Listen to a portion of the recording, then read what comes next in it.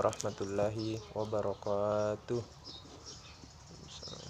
Puji syukur kita panjatkan atas kehadirat Allah Subhanahu wa Ta'ala, atas tumpahan rahmat dan karunia-Nya lah.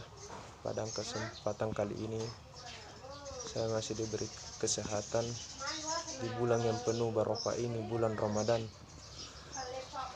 Dan tak lupa pula kita kirimkan salawat serta salam kepada baginda Rasulullah Nabi Muhammad SAW.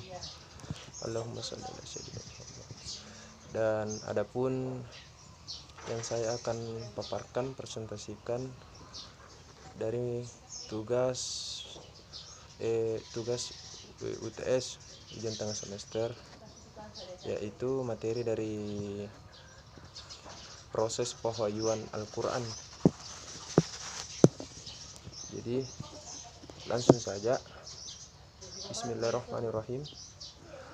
Jadi proses pewahyuan Al-Quran itu kita artikan nuzul Al-Quran, yaitu artinya dimaknai sebagai peristiwa turunnya Al-Quran. Dan istilah ini berbicara di seputar proses pemberitahuan di Al-Quran sebagaimana yang dikehendaki oleh Allah sehingga dapat diketahui malaikat Jibril dan Nabi Muhammad SAW. Karena itu nuzul Al-Quran dapat diartikan dengan peristiwa pewahyuan Al-Quran. Dan nuzul Al-Quran terdiri dari dua kata, yaitu nuzul dan Al-Quran. Yang nuzul artinya turun, tetapi apa yang dimaksud dengan turun? Dan turun itu mempunyai dua makna. Dua makna, yaitu yang pertama perpindahan tempat di atas ke bawah, yang kedua perubahan keadaan dari berkualitas menjadi kurang berkualitas. Jadi jika turun yang seperti ini yang dimaksud dalam nuzul Al-Quran, dan Al-Quran diyakini kalam Allah yang tidak qadim, maka diyakini maka berarti ia mempunyai tempat. Ini tidak dapat diterima oleh Ahlus Sunnah wal Jamaah, sebab bagi mereka Al-Quran itu qadim dan karenanya tidak memiliki tempat, apalagi turun dalam makna kedua, sebab tidak mungkin kalam Allah yang qadim itu mengalami perubahan, karena perubahan itu bertentangan dengan sifat qadimnya. Kedua makna turun ini memberikan gambaran bahwa kalam Allah itu sebuah jisim yang jelas mustahil. Dan adapun materi selanjutnya, tahapan-tahapan turunnya Al-Quran. Artinya proses pewahyuan Al-Quran itu, turunnya Al-Quran kepada Nabi Muhammad SAW itu melalui tiga tahap atau tiga proses. Yang pertama, Al-Quran diturunkan oleh Allah secara sekaligus ke Lauh Mahfuz, atau artinya suatu lembaran yang terpelihara di mana Al-Quran pertama kalinya ditulis pada lembaran tersebut. Jadi mengenai kapan waktunya Allah menurunkan Al-Quran itu ke Lauh Mahfuz dan bagaimana wujudnya maupun caranya, hanya Allah sajalah yang mengetahuinya. Adapun yang menunjukkan hal ini yaitu firman Allah dalam Quran surat Al-Buruj ayat 81 sampai 21 dan 22. Dan yang kedua, Al-Quran itu diturunkan sekaligus dari Lauh Mahfuz ke langit pertama atau dunia yang tersimpan pada Baits Al-Izzah. Atau penurunan tahap kedua ini bertepatan dengan malam Lailatul Qadar, seperti dijelaskan dalam Al-Quran, Quran surat Al-Qadar dan Ad-Duha dan Al-Baqarah.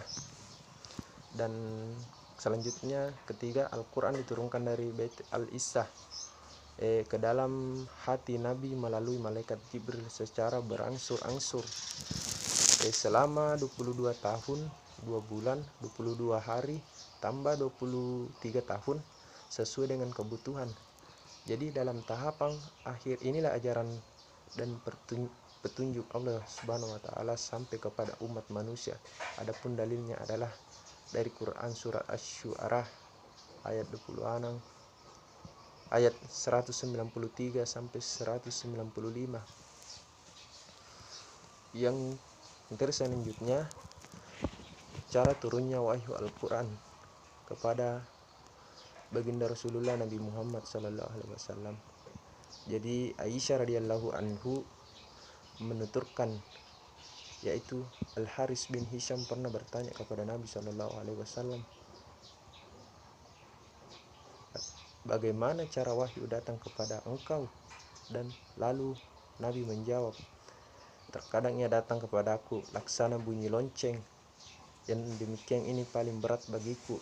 Lalu wahyu itu selesai dan aku benar-benar telah menghafalnya. Terkadang malaikat Jibril menyerupai bentuk sosok laki-laki, maka aku juga hafal apa yang ia katakan. Dan dituturkan pula bahwa keringat Nabi bercucuran menerima wahyu meski cuaca sangat dingin, dan raut wajah Nabi juga berubah ketika menjelang datangnya wahyu. Nabi Muhammad sallallahu alaihi wasallam seperti nabi-nabi lain juga menerima wahyu dengan 3 cara. Yang pertama melalui wahyu, yang kedua dibalik tabir atau mendengar wahyu tapi tidak dapat melihatnya, yang ketiga melalui utusan malaikat. Dan materi selanjutnya ayat pertama dan terakhir serta tempat turunnya. Ayat pertama yaitu surat Al-Alaq ayat 1-5 sebagai tongkat kenabian. Dan yang kedua ayat pertama surat Al-Mudatsir ayat 1-5 sebagai tongkat kerasulan. Dan surat pertama yang diturunkan adalah surat Al-Fatihah. Dan ada 2 pendapat mengenai ayat terakhir, yaitu turunnya. Yang pertama surah Al-Maidah ayat 3. Dari kandungan ayat ini menunjukkan kesempurnaan agama dan nikmat Allah, kerelaan Allah atas agama Islam. Selanjutnya surat Al-Baqarah ayat 21, yaitu ayat memberikan peringatan tentang kembalinya segala sesuatu kepada Allah pada hari akhir. Dan materi selanjutnya, yang materi terakhir adalah hikmah pewahyuan Al-Quran secara berangsur-angsur. Jadi hikmah Al-Quran turun berangsur-angsur melalui, yaitu pertama meneguhkan dan menguatkan hati dan jiwa Nabi Muhammad sallallahu alaihi wasallam. Dan yang kedua membimbing dan membina umat Nabi Muhammad sallallahu alaihi wasallam dalam melaksanakan syariat Islam. Yang ketiga menyesuaikan dengan kejadian atau peristiwa yang terjadi pada saat itu.